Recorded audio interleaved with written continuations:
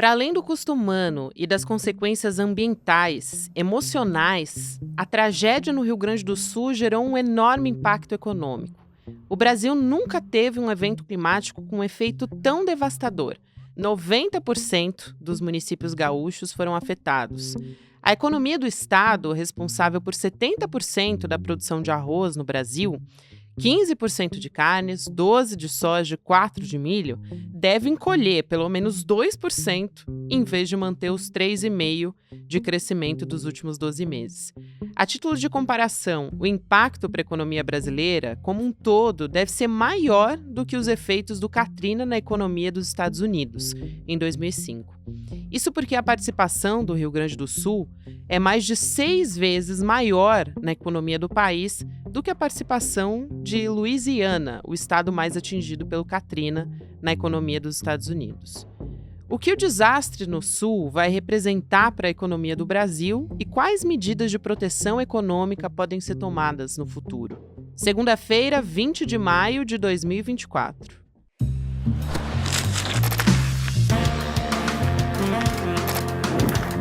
Olá, seja muito bem-vindo, seja muito bem-vinda. Eu sou a Gabriela Varela, essa é a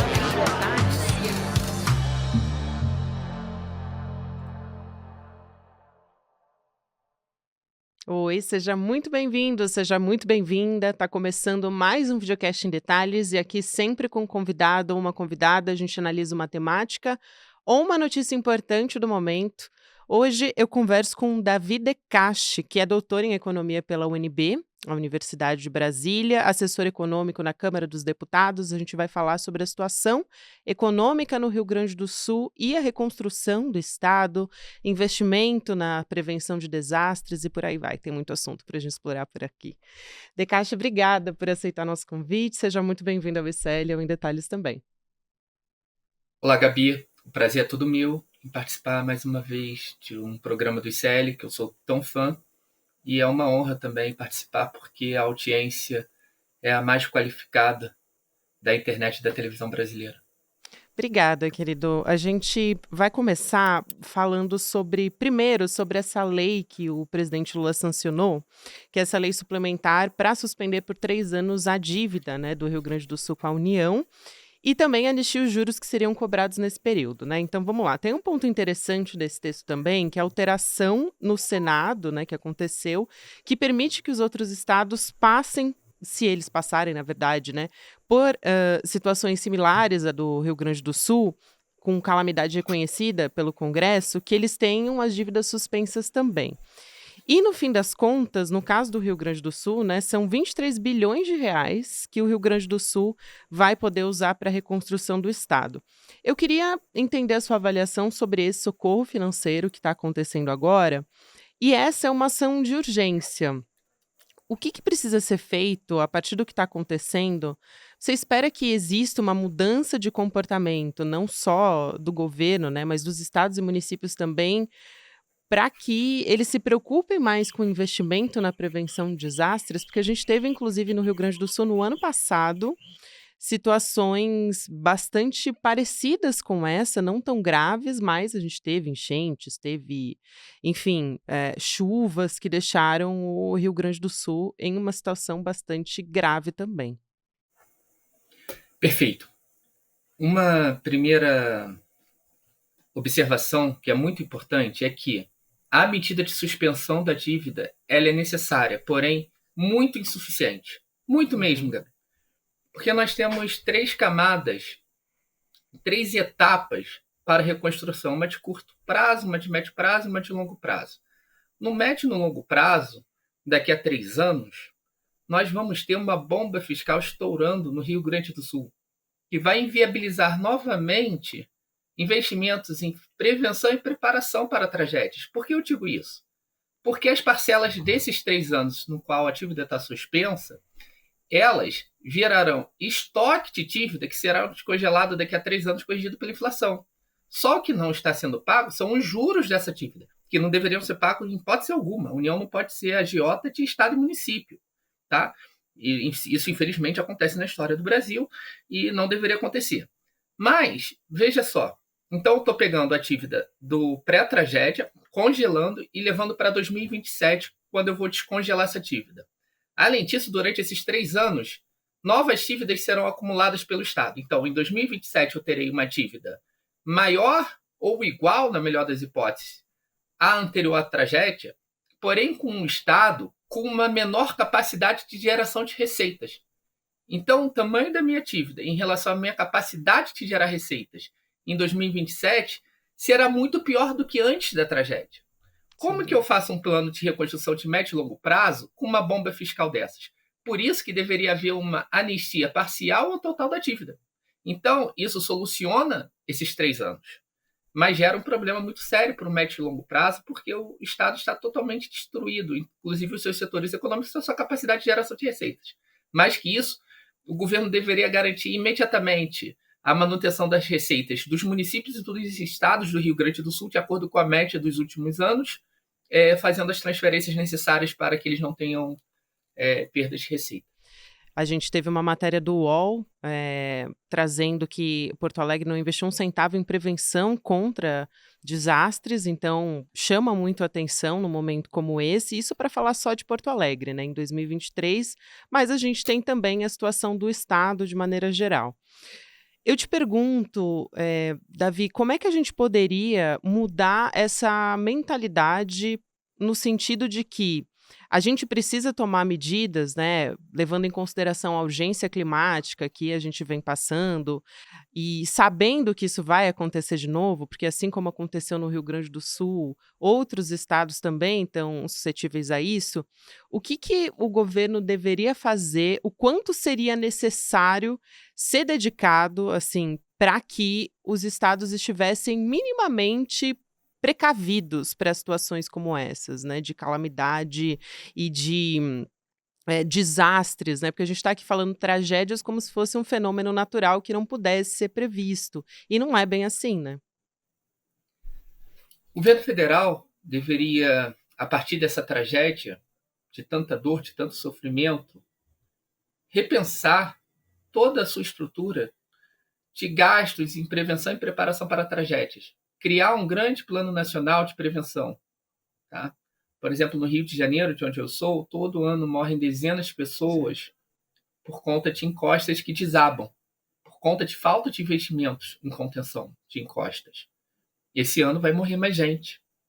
Mortes que são evitáveis, se houver recursos para tal.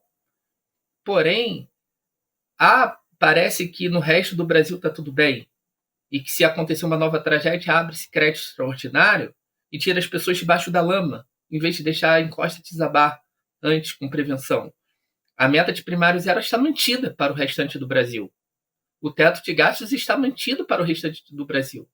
Parece que a tragédia não ensinou absolutamente nada. Há vários outros estados com riscos de tragédias, talvez não nessa dimensão, mas tragédias que vão vitimar pessoas, que vão causar danos materiais irreparáveis para centenas de famílias, e elas não estão sendo atendidas, essas regiões. Há uma negação da realidade climática e dos desafios que são cada vez maiores para a nossa sociedade, né? E eu acho que, se por um lado, é óbvio que governos como o do Eduardo Leite são negacionistas ambientais e do ponto de vista da política fiscal, ele foi um defensor da destruição fiscal do estado dele, do Rio Grande do Sul. Ele foi um defensor da política privatizante de austeridade fiscal. Por outro lado, o governo federal deve assumir nesse momento o protagonismo da mudança. Tá? E isso não está sendo feito para o restante do Brasil e nem mesmo para o Rio Grande do Sul, quando se vê o médio e longo prazo, porque a dívida vai voltar a ser paga, uma dívida do mesmo tamanho, e o Rio Grande do Sul estará, após uma tragédia ambiental, vivendo uma tragédia fiscal. Isso é inadmissível. Eu acho que a esquerda ela deve ter, sim, capacidade de cobrar. Nós não podemos entrar numa espécie de paralisia e apoiar tudo. A gente tem que apoiar o que é positivo e cobrar avanços. É assim que a democracia funciona e é assim que tem que ser, principalmente porque tem muita dor, tem muito sofrimento que pode ser evitado se as ações acontecerem agora, aproveitando que, nesse momento, nós temos uma situação em que o mercado financeiro ele está constrangido de impor medidas de dura austeridade fiscal, porque morreram muitas pessoas. Então eles estão constrangidos de fazer maldade nesse momento. Né? Eles estão acuados. Então é hora da gente ir para cima e criar um plano nacional de recuperação ambiental, de prevenção e de preparação para tragédias. Muito bem. Aproveitando que você citou a política do Eduardo Leite, eu queria também trazer informação para quem não sabe, né, de que o governador do Rio Grande do Sul, ele cortou ou alterou quase 500 pontos do Código Ambiental do Rio Grande do Sul em 2019, né, 480 pontos da Lei Ambiental do Estado. E isso tem um impacto muito grande no fim das contas quando a gente vai observar esse cenário. E aí trazendo um outro ponto aqui, são os prejuízos financeiros, para a gente dar uma olhada de maneira geral do que está acontecendo ali no Rio Grande do Sul. A Confederação Nacional de Municípios até fez um levantamento a partir dos municípios que foram afetados pelas chuvas, pelas enchentes, de quase 9 bilhões de prejuízos, né? 8,9 bilhões de reais em prejuízos financeiros. E a gente tem também mais de 105 mil casas que foram danificadas ou destruídas. E aí a gente pensando nessas pessoas que estão sendo diretamente afetadas ali, elas não perderam só eletrodomésticos, enfim, todas as memórias que elas tinham dentro das suas casas, mas também muitas vezes perderam as próprias casas, não vão poder voltar para lá. Tá se falando, Davi, num ponto que é alguns municípios eles vão ter que deixar de existir como as pessoas costumavam conhecer ali naquele lugar, vão ter que ser reconstruídos e aquelas pessoas vão ter que ser removidas dessas regiões porque não sobrou nada ali, tamanha foi a destruição. Quais são os cuidados que devem existir nesses casos? Porque eu fico imaginando, por exemplo, Mussum estava se discutindo, um dos vereadores que tem um projeto a respeito disso, reconstruir essas casas, a vida dessas pessoas numa parte mais alta do município. E aí se preocupa muito que esteja muito próximo aonde tudo aconteceu, enfim. Deslizamentos, tudo isso tem que ser levado em consideração também, para que não seja uma reconstrução que daqui a alguns anos, ou daqui a alguns meses até, né? Porque a gente está falando de reconstruções que vão demorar muito tempo para acontecer. Então, quais são os cuidados que têm que existir a partir de agora com essa reconstrução que vai demorar muito tempo? Em primeiro lugar, você tocou num ponto fundamental. Nós temos que ter ciência que a reconstrução vai durar talvez uma década ou mais. A destruição é muito maior do que se imagina fora do Rio Grande do Sul. Quem não está lá não imagina o que aconteceu. Está tudo destruído. Não há mais setores econômicos. As casas estão destruídas, o comércio, as escolas, os hospitais. Não há Fontes de renda, né? Enfim, a fonte de desemprego. renda, desemprego. Não tem mais nada naquele estado. Uma boa comparação é o furacão Katrina, em Nova Orleans, em 2005. Né? Essa ordem de grandeza que você falou para recuperação não faz absolutamente nenhum sentido. O furacão Katrina trouxe prejuízos na ordem de 100 bilhões de dólares.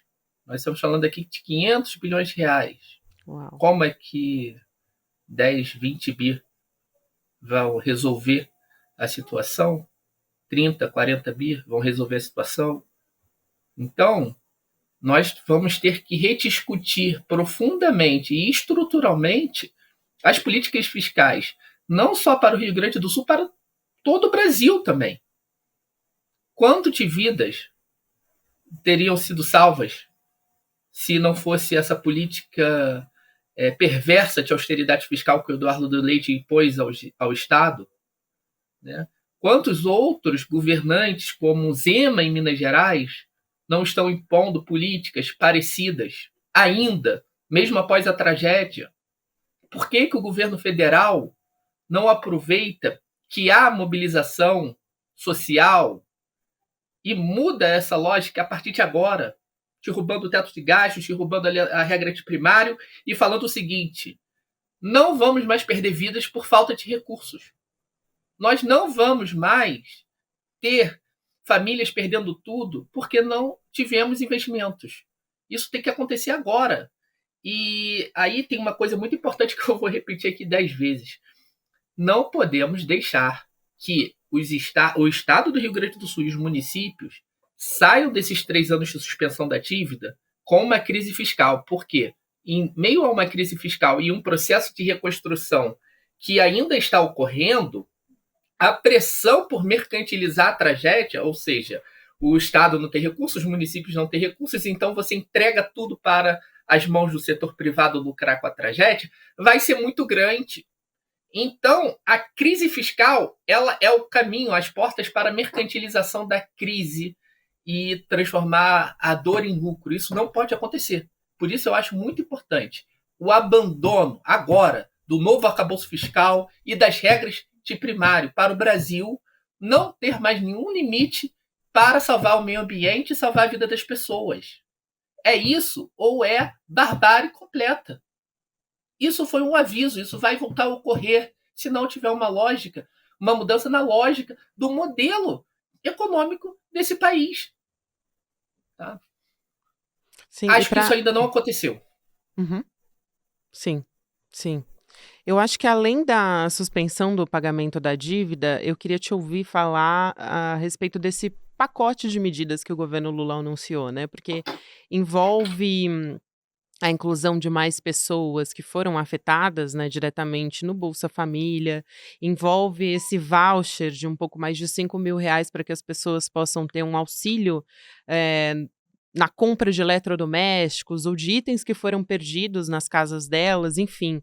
Tem uma série de medidas ali e um ponto importante é o da moradia, que também foi uma das principais falas que trouxe o presidente Lula.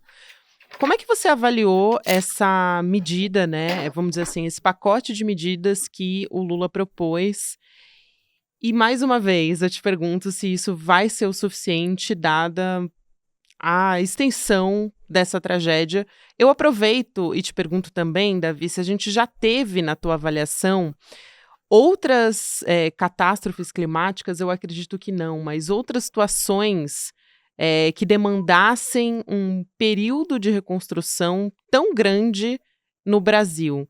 E acho que você trouxe um exemplo muito bom de outro país, né, que foi o Katrina lá em 2005. Eu ia justamente te perguntar se é o mais semelhante, talvez, que a gente tenha o que aconteceu aqui, o que que ela pode, o que que essa experiência pode ensinar pra gente aqui. Perfeito. Para começar, eu acho que as medidas do presidente Lula elas são muito necessárias e são bem-vindas. Porém, de novo, necessárias e muito insuficientes. Um primeiro alerta que eu quero fazer, por exemplo, o pacote de 51 bilhões, na verdade, é um pacote de 7,7, 7,8 bilhões. Tá? O que o governo fez nessa conta foi incluir FGTS das pessoas, ou seja, não é recurso da União, antecipação de pagamento do Bolsa Família, auxílio gás, linhas de crédito, que ele coloca 5 bilhões em um fundo garantidor para os bancos terem garantia nos empréstimos, e a partir disso eles falam que a União está investindo 30 bilhões. Não, 30 bilhões é o impacto indireto esperado da alavancagem de crédito pelos bancos. Não é dinheiro da União. Então eu acho que a gente tem que ter rigor nessa contabilidade. Estou dizendo isso tudo por quê? Porque os valores ainda são muito suficientes. Alguém acha que R$ 5.100, apesar de muito necessário, nesse momento isso vai ser fundamental para as famílias. Mas alguém acha que R$ 5.100 dá para reconstruir uma casa? Comprar os móveis e eletrodomésticos de uma casa? Uma família que não tem mais fonte de renda? O Brasil ele vive uma profunda crise de informalidade e desemprego. O trabalhador informal ele não tem nenhuma segurança. Ele não está conseguindo mais gerar renda enquanto ele tem que reconstruir a casa dele. R$ 5.100 basta? É fundamental? É. Mas isso daqui ser comemorado como a solução definitiva, eu acho um absurdo. Então nós temos que olhar a tragédia como ela é. R$ 5.100 é o quê? Para montar cozinha, imóveis, a reforma da casa, tudo isso é muito caro. Uma medida muito positiva do presidente Lula, que tem que acontecer o mais rápido possível, essa sim é importante, é a garantia de casa para todos que perderam a sua. Ninguém vai ficar sem casa. Isso deve ter que ser algo principiológico. E aí, Bia, eu pergunto mais uma coisa. Por que agora é possível garantir casa para as pessoas que não têm uma casa e antes da tragédia não era? Por que em outros estados há tanta gente sem um teto e agora a gente está vendo que é possível sim o Estado garantir dignidade e moradia? Né? Essas coisas nós temos que repensar profundamente os nossos dogmas da austeridade fiscal que dizia que era impossível o Estado garantir casas para as pessoas. Casa é dignidade, é o mínimo, é um direito humano básico, fundamental. Né? E isso deve ser princípio lógico para o Estado do Rio Grande do Sul, e isso deve mudar a lógica orientadora na forma como nós vemos a questão da habitação no Brasil inteiro. Finalizo dizendo que no Brasil eu não lembro de nada parecido, e acho que não teve nada parecido com essa tragédia, mas o furacão Katrina é muito próximo do que aconteceu. E os gastos lá foram muito superiores aos que estão sendo anunciados, tanto pelo Eduardo Leite quanto pelos prefeitos. Eu acho que eles estão sendo muito otimistas. É uma situação de catástrofe como se fosse uma guerra que destruiu todo um Estado e que deve ser reconstruído do zero, tanto do ponto de vista das famílias quanto dos setores econômicos, indústrias, produção agropecuária e comércio, enfim. É isso. Eu só para trazer aqui alguns números a respeito dos desabrigados, né? Esses números estão mudando, gente, a todo momento, porque a gente pode ter novos períodos de chuvas, de enchentes, e aí esses números acabaram mudando. Mas a gente tem mais ou menos nesse momento, né, dia 17 de maio, 90 mil pessoas desabrigadas no estado do Rio Grande do Sul. Então, essa é a informação que a gente tem de momento. Agora, só para a gente ter uma ideia, né? E para isso, a gente teve o presidente Lula justamente anunciando um plano que inclui moradia e inclui o auxílio, né? E eu estou dizendo auxílio porque é isso: R$ 5.000, obviamente, não dá para reconstruir uma casa, mas é um auxílio que foi anunciado pelo governo. Eu também quero trazer um outro ponto aqui, Davi, para você avaliar e que tem a ver com a fala do governador Eduardo Leite, que inclusive ele pediu desculpas depois do comentário que ele fez sobre as doações no Rio Grande do Sul, porque diz que ele não teve a intenção de inibir nem de desprezar as doações que estão sendo enviadas por parte, enfim, de todos os brasileiros, né? Existia uma comoção muito grande e um movimento de solidariedade muito grande. Mas, basicamente, ele disse que ele estava preocupado com os comerciantes do estado, né, se reerguerem. E ele incentivou, no primeiro vídeo que ele fez, antes de pedir desculpas, que as pessoas eh, fizessem compras no comércio local. E em muito lugar não tem nem comércio local, né? Eles foram impactados, então as pessoas não estão nem sequer conseguindo trabalhar. Eu queria te ouvir sobre isso, o impacto que isso tem, principalmente num movimento assim de solidariedade tão grande quanto esse que está existindo. E a gente sabe que isso é passageiro também, né? Infelizmente, em Brumadinho, a gente viveu a mesma coisa, em outras catástrofes parecidas com essa, não dessa dimensão, mas estou trazendo o Brumadinho aqui para dizer que as pessoas se comoveram muito, se mobilizaram, enviaram doações e depois de um tempo isso parou de acontecer. Então, esse é o movimento natural dessas coisas acontecerem, né? Perfeito, eu acho que o ponto que você coloca é fundamental para a gente pensar os próximos meses. As ações de solidariedade, elas são fundamentais no curtíssimo prazo, mas não é a população do Brasil, que é uma população pobre, que vai conseguir aguentar o fardo da reconstrução. É o governo federal. É Sim. só o governo federal, por ser um emissor soberano de moeda, por ter uma capacidade fiscal ampla, como demonstrou na pandemia, e como está demonstrando agora, ao contrário do que os críticos diziam, que o governo federal estava quebrado, que deve arcar com as despesas. No furacão Katrina, de novo, quase 100% das despesas que foram feitas para a reconstrução foram despesas estatais, inclusive com o apoio do governo federal dos Estados Unidos, tá? Não só do governo estadual. O governo federal ele vai ter uma posição preponderante na reconstrução e ele vai ter que liderar isso. Inclusive, já voltando ao primeiro aspecto que você coloca, sobre o setor de serviços e o setor produtivo do Rio Grande do Sul. faltou sensibilidade total ao Eduardo Leite na forma como ele se comunicou, mas ali naquela fala tem um elemento importante. Tem que haver um plano, um projeto muito bem articulado de recuperação dos setores econômicos e do comércio do Estado.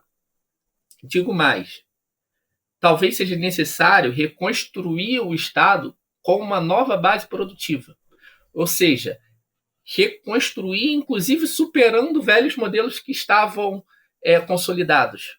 Construir setores mais sofisticados, voltados à transição energética, à prevenção, preparação, saneamento básico, tecnologias ligado ao complexo da saúde. Então, vamos ter que repensar toda a estrutura econômica do Estado sobre novas bases. E isso em uma articulação nacional. Isso tem que ser nacionalmente articulado, tá? Mas não se faz como ele fez, achando que as pessoas enviarem dinheiro ao invés de enviar doação vai proporcionar ou facilitar essa reconstrução. Isso não faz sentido nenhum, embora, sim, nós temos um grande problema para a reconstrução da estrutura econômica produtiva e da capacidade de geração de receitas nos municípios e no estado do Rio Grande do Sul, que deve ser encarado dentro de um plano nacional. Fundamental essa sua fala, Davi. Quero muito te agradecer pelo seu tempo, pela sua didática aqui em trazer para a gente o que realmente está acontecendo, o que está em jogo. Foi um prazer conversar contigo. O Davi De Castro é doutor em Economia pela UNB e assessor econômico da Câmara dos Deputados também. Seja sempre muito bem-vindo aqui no ICL no Em Detalhes também. Eu que agradeço. Eu acho que você colocou uns pontos que são fundamentais e não aparecem na grande imprensa. Daí a importância do ICL e do seu programa de termos um jornalismo de tanta qualidade ainda no Brasil, que não é compromissado com o mercado financeiro e sim com as pessoas. Uma boa tarde para todos e todos. Digo mesmo. Obrigada, Davi. Até mais. Obrigado.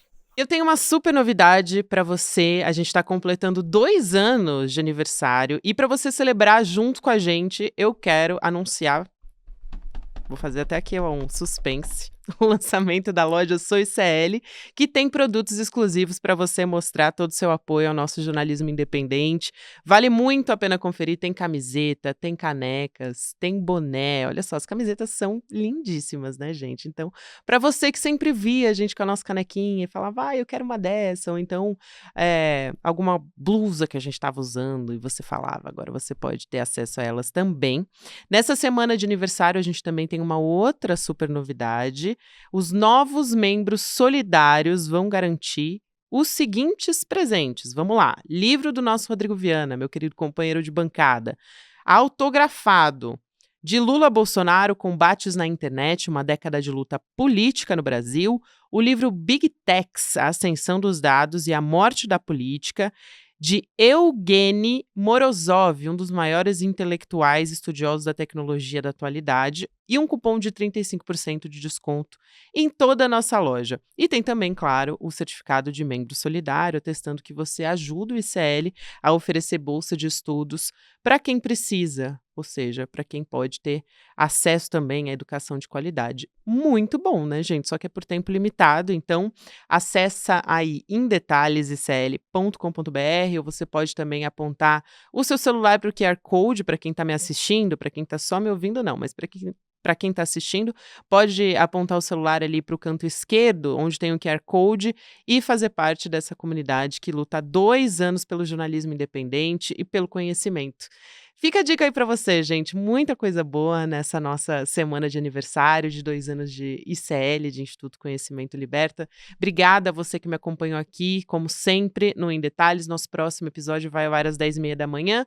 Você fica agora com o Mercado Investimentos, depois tem Rolê ICL e depois ICL Notícias, segunda edição, às 6h da noite. Lembrando que você pode ouvir o Em Detalhes em qualquer momento do seu dia nas plataformas de áudio também. Obrigada, gente. Até amanhã. Boa semana para você. E aqui eu tenho o que é mais raro e mais importante para o jornalista: liberdade total de opinião. Eu nunca trabalhei numa empresa jornalística onde a gente realmente pudesse dizer aquilo que a gente pensa verdadeiramente. Como é que você vai fazer uma crítica se você tem patrocínio do agronegócio, das indústrias de bebida ou de comida processada, então independência econômica. É aí que a gente faz a diferença. Bom, o fato da gente não ter patrocínio, não ter rabo preso com ninguém, acho que dá essa força pra gente poder falar realmente o que a gente pensa, da gente ser independente. Aqui eu tenho a liberdade para falar o que eu quero, para ser eu mesmo, eu não preciso mentir. A partir do momento que você trabalha num lugar que você tem a liberdade de comentar, né, de discordar, a opinião é colocada na mesa e todo mundo com a sua opinião soma. O ICL foi escolhido o melhor canal de opinião do Brasil porque a gente está muito comprometido em ter opiniões diversas, muitos especialistas. É o único canal que não tem o comprometimento com empresas, com lobby, com publicidade, com monetização, enfim. É um canal 100% livre. Absolutamente independente dos interesses das pessoas que são mais poderosas no país.